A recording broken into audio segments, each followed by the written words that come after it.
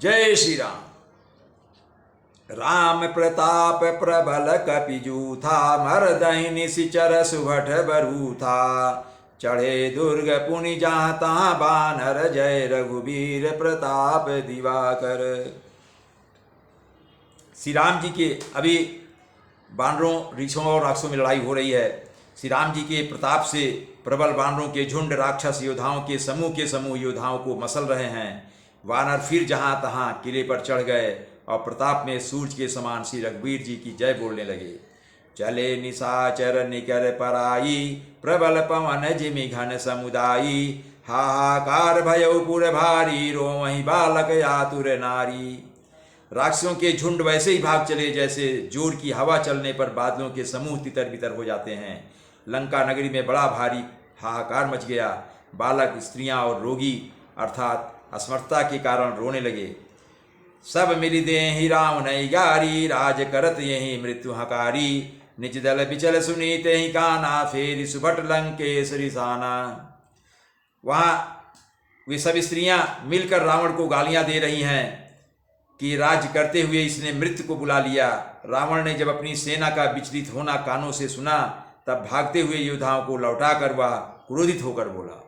जब योद्धा उसके राक्षस लोग लौटने लगे वानरी सेना से डर के, उनके प्रहार के डर से वो भाग कर वापस लौटने लगे, तो इधर रावण क्रोधित होकर उनको बोलने लगा। जो रन विमुख सुना मैं काना, सो मैं हतब कराल कृपाना। सर्व सुखाई भोग करिना, ना समर भूमि भय बल्लभ प्राणा। रावण बोलता है, मैं जिसे रण से पीठ दिखाकर भागा हुआ अपने कानों से सुनूंगा, उसे स्वयं भयानक दुधारी तलवार से मार डालूंगा।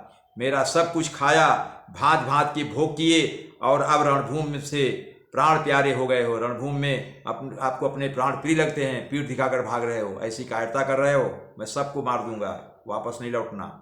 उग्र बचन सुनि सकल डराने, चले क्रोध करि सुभट लजाने। सन्मुख मरण वीर कै शोभा, तब तिन्हे तजा प्राण कर लोभा।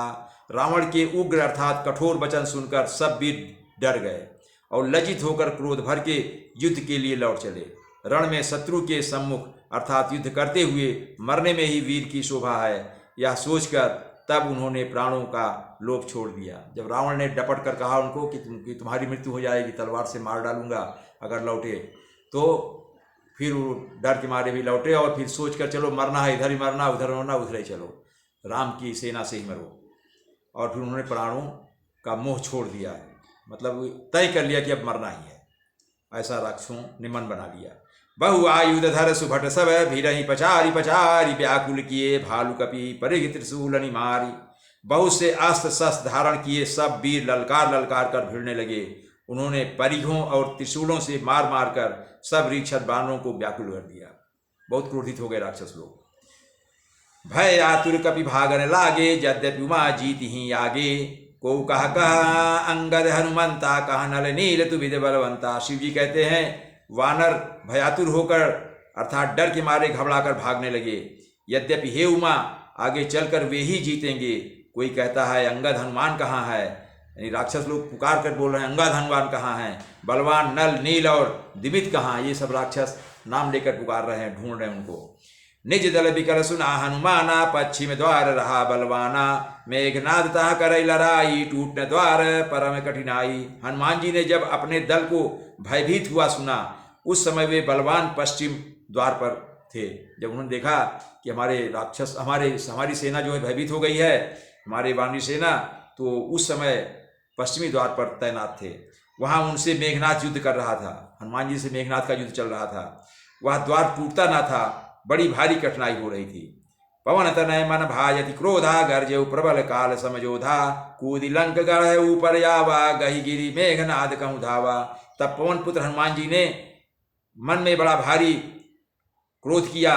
वे काल के समान योद्धा बड़े जोर से गरजे और कूद कर लंका के किले पर आ गए और पहाड़ लेकर मेघनाद की ओर दौड़े। हनुमान जी ने पहाड़ उठा लिया, लंका के किले पर चढ़ गए और पहाड़ लेकर मेघनाद की ओर दौड़े।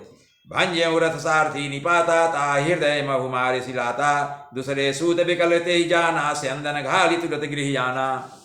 तब रथ तोड़ डाला, हनुमान जी ने रथ तोड़ डाला, सारथी को मार गिराया और मेघनाद की छाती में लात मारी। दूसरा सारथी मेघनाद को व्याकुल जानकर उसे रथ में डालकर तुरंत घर लेकर वापस चला आया। अंगद सुना पवन सुत गढ़ पर गये वकेल, रन बांकुरा बाली सुत तरकी चढ़े हो कपि खेल।